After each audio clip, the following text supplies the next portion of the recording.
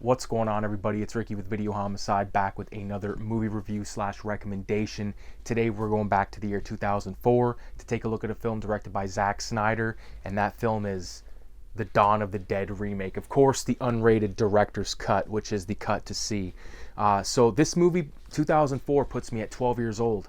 Okay, so this was the type of stuff that was creeping into, my reality. So movies like the Dawn of the Dead remake, movies like the Texas Chainsaw Massacre remake, which I want to talk about, and San Andreas, for fuck's sakes, Chappelle's Show, South Park was all the rage at the time, and there was just so much crazy, extreme movies and video games and TV and comics and stuff that it was almost too much to soak up. Like, where the fuck did you begin? But I can specifically remember the first time I watched this. Shout out to my buddy Mike, Goofy Fo, who comes in the live streams.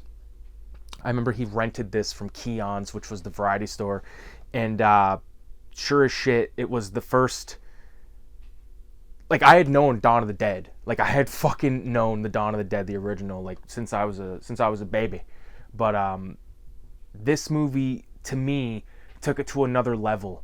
Okay, the running zombies. First of all, I know it had been done previously in 28 Days Later. I know people argue that's not a zombie movie. Whatever. Okay, they had running motherfuckers, and I think that the running zombies in this film are as terrifying and just vicious and crazy practical effects. Like it's hard to me, this is some of the best zombies in movies in the modern age. Of course, I would say my favorite zombies are from the Lucio Fulci zombie flick, especially the Conquistador zombie with the fucking worms and shit in his eyes, like that, and like the poster art to that film alone is just phenomenal. But today we'll talk about Dawn of the Dead from 2004. So, directed by the guy that went on to direct 300, which I also really liked. He ended up doing a bunch of other comic booky movies and stuff like that. I've not really checked that stuff out. I'm sure, if you watch this channel, sort of my take on what I like and shit like that. But the thing about Dawn of the Dead remake is it takes, the story that I knew and loved and sort of like turned it up to 11. I'm not saying this movie's better than Dawn of the Dead 78 at all. I think Dawn of the Dead 78 is one of it's top 10 movie for me. So, and this movie doesn't come close to a top 10 for me, but it does come close to a top 10 of like horror remakes, you know what I mean? Like, what's better than this? Honestly, to me, Texas Chainsaw Massacre, the remake from 03, and then the beginning, I think, from 06, both of those I love. People talk shit about those movies, but then they watch this fucking trash that comes out today, and it's like, how can you say that this is shit, but this new stuff is great? Like, the last time I watched a new movie that was made in the last 5 years that wasn't Nosferatu, that was a horror film, I couldn't even tell you the name of it, because I don't watch the shit, man. I'm sort of stuck in the past in that way, but you know what? I'd rather be entertained than annoyed, and then come on here and make a video about, ranting about this movie that I watched that sucked dick, and it was just awful and horrible, and the experience was fucking tragic. I don't give a fuck about that, man. So, again, I'm at my buddy Mike's house for the first time watching this. I remember actually being, like, this is at the time where, like, I was still, movies freaked me the fuck out. They always did. And that might go against like what you might see here, but like horror films to me were fucking horrifying at one point. Like there was movies that and this I don't know if I'll be able to find it right off the cut right here, but there's a movie from the 70s called God damn it, oh fuck off, I forget the name of the movie unless I see it pop up, but it's that movie about the mirrors, Boogeyman. That movie Boogeyman with the fucking mirrors. And like, shout out to the homies on the Cinephiles, which was a show from New York like years ago, like 20 years ago nearly now. But they all their episodes are on YouTube. Highly recommend checking those guys out. But I remember they mentioned that this movie sucked and it was awful and this and that. And I remember thinking like, I was traumatized by this movie, man. And to the point where like I didn't watch it for like 15 years. And then I finally rewatched it years ago. And I was like, what the fuck? Why was I so pussified about this movie? But back to Dawn of the Dead. So I remember watching it, and then I think a bunch of us watched. I feel like a bunch of us sat there in his living room and watched this flick. But regardless, I remember not long after that, like maybe even that weekend, or I just remember it was so not long after going to my dad's and us renting it from the Ashland Food Market, and because my dad's a diehard Dawn of the Dead fan, he's a purist in that way, but he's also a kind of guy that will, he'll give anything a chance. He'll be like, everything deserves to be seen or listened to. He's a big music guy. He is to music what I am to movies and fucking comics and shit. We love our stuff, but I remember like anticipating like certain stuff, and like being like, like there was scenes like, especially the scene with like the fat chick that's in the wheelbarrow that like fucking jumps up and like runs at the camera. Like that was genuinely, that fucked me up, man. It fucked me up. And even when later on in the film, spoiler alert, the one guy, the hell was his name? The one chick's like talking to him and she's like, fuck me harder, Steve. I think it was Steve. That fucking guy, when he turns into a zombie at the end and like he like looks around and he goes, like that, even that, I was like, oh my God, this is fucking crazy. And that was an outside shot, like in the daytime, and that scene in the garage, when they're going to get these shuttle buses and soup them up, but they have this interaction with zombies running down there that involved like fire and all this stuff. I reminded myself of Beavis when I said that, fire. But man, there's the shot in that fire scene where the one guy says to the other guy, he goes, CJ, matches! And fucking CJ pulls out a Zippo and lights it and throws it in slow motion.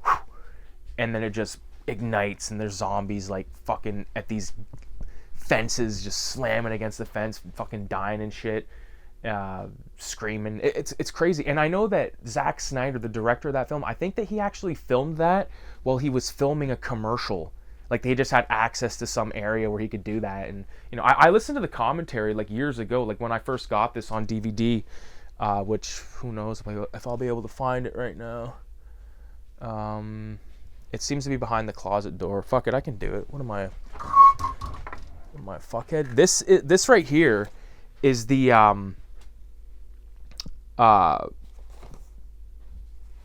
copy of Dawn of the Dead of this movie that I have on DVD with Land of the Dead, but these are both the unrated director's cuts. Weird that you get both Dawn of the Dead and Land of the Dead, like they're not connected, only by, this being a remake to a George Romero film. But this has, it's got, I don't know what it's called, but I know it's on here. It's like this fucking little mini documentary about the character Andy, who plays the guy that is staying inside.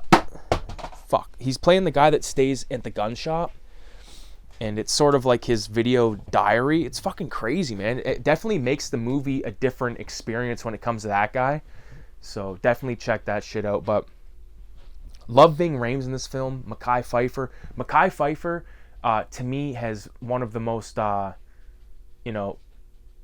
he's got the most fucked up thing happening to him during this pandemic, where he has a pregnant wife. I mean, I guess it's the wife that has the most fucked up time, but like I can, like, as a man, like, see his point of view. You know what I mean? Like, you're just trying to like protect your family and stuff, and like you don't know what the fuck's going on, and you're going crazy. Ving Rhames has his moments in this film where he's basically gonna fuck off to Fort Bragg or whatever to see his brother, and the one guy goes, "We could use you around here," and he goes, "Fuck y'all."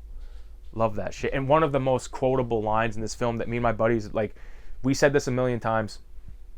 Go in the stall, wipe your ass, say 10 Hail Marys, and you and God can call it even. Love that shit, man. Obviously, that scene that takes place in the athletic store where the character, Michael, I believe is his name, he puts like a built, I don't know the name of that game, but like this almost kind of like a golf type game. He breaks the handle off and sticks it in the zombie's head, and it comes up to the top. Great stuff. Really, really phenomenal zombie kills in way of a sniper being used in a very creative way, I believe, also. So basically, you can tell at certain points in the film, like, they've been there a while, and to kill their time, Andy, the owner of the gun shop, and Ving Rhames, they sort of developed this game where, like, they would spot a person in the crowd of zombies, which was like fucking huge amount of zombies. One guy looked like Jay Leno, so he writes Jay Leno, and then all of them are kind of like looking down, looking at Jay Leno, and all of a sudden, boom, his fucking head blows off. He's like, he got him. And then there's Burt Reynolds, gets the guy that barely looks like Burt Reynolds, and then the one guy he even says, barely looked like him. Like, I don't know. It's good because this movie's fun in parts, so it gives you a little bit of room to breathe, it gives you a little bit of hope. You know, there's a scene where like there's this girl that's like doing graffiti in the hallway, and I always thought that was cool because I was like into graffiti and shit. But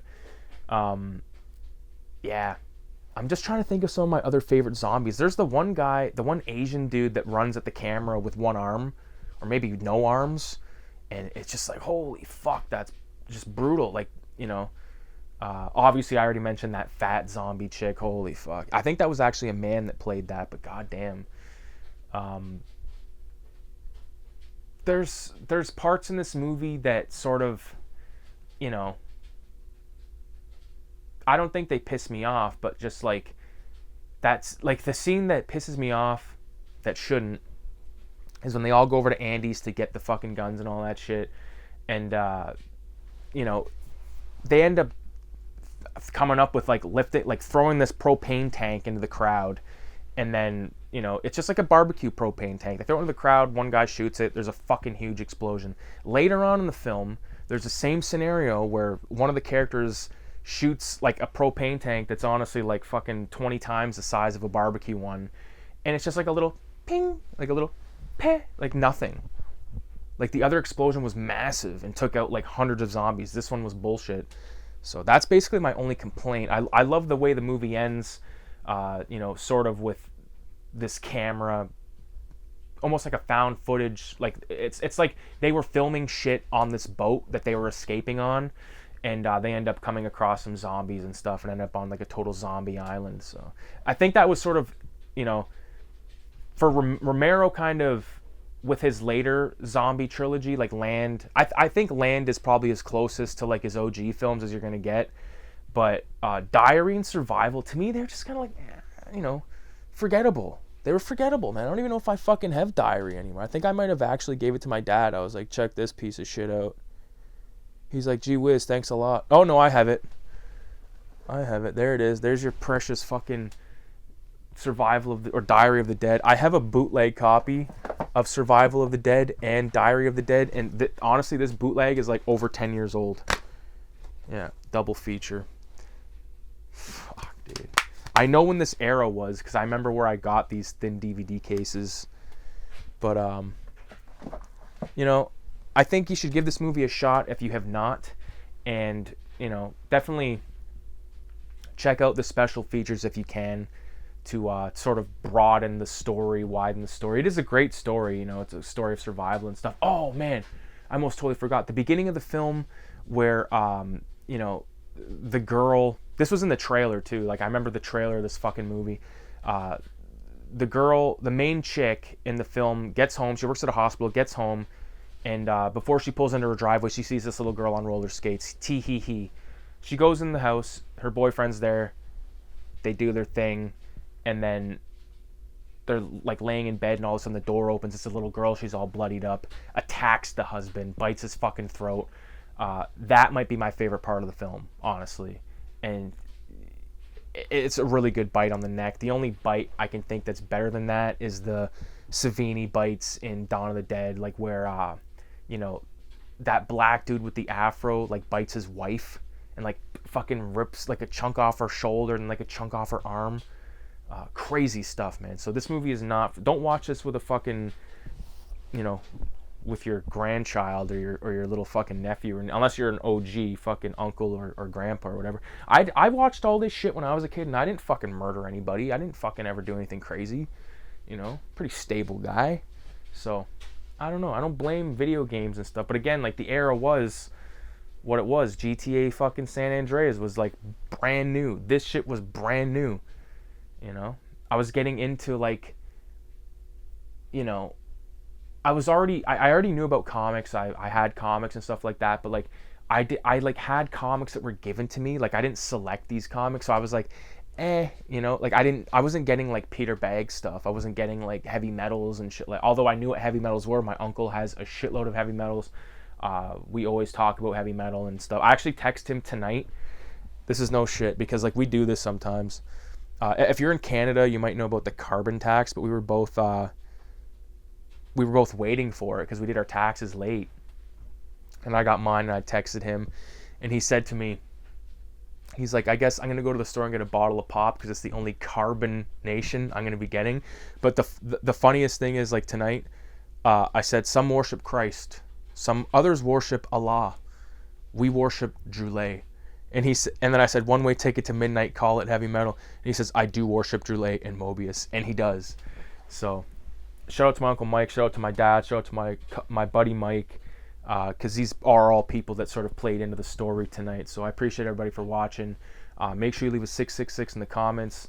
And, you know, don't tell me this movie's trash, but then watch, like, all these fucking movies that are, like, straight to Shudder, straight to fucking Tubi and all that stuff. It's just, it's, honestly, I applaud the fact that they made a movie. That is a fucking feat. You know, that is a feat to be proud of. But that doesn't mean that everyone's going to like the shit you make, you know. And I made fucking short films that I thought were like fucking awesome because I made them, so I know the feeling, you know what I'm saying? So like some guy makes a movie, puts his heart and soul in it, loves it, but you know, it's not for me. Just like the same with my shit ain't for everybody. I've been told that my shit ain't shit hot and stuff, but not to my face, because pussies, you know what I mean? But anyways, 666 adios. And if you want to pick up any copies of Cinema 187, I've still got copies of issue 5. I've got copies of issue 1 and 2, and 2 copies of issue 3.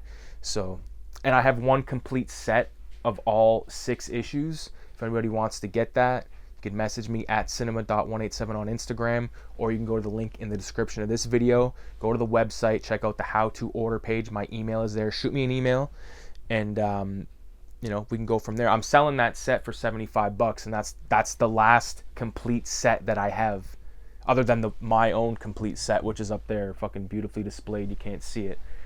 Let's see if I can go like this. I think I might have showed it when I did the one studio tour or studio vlog. So there they are, man. It's crazy to see them lined up like that. So anyways, let's end it Texas Chainsaw Massacre style. Fuck, I'm so stoned I forgot how to turn off the camera.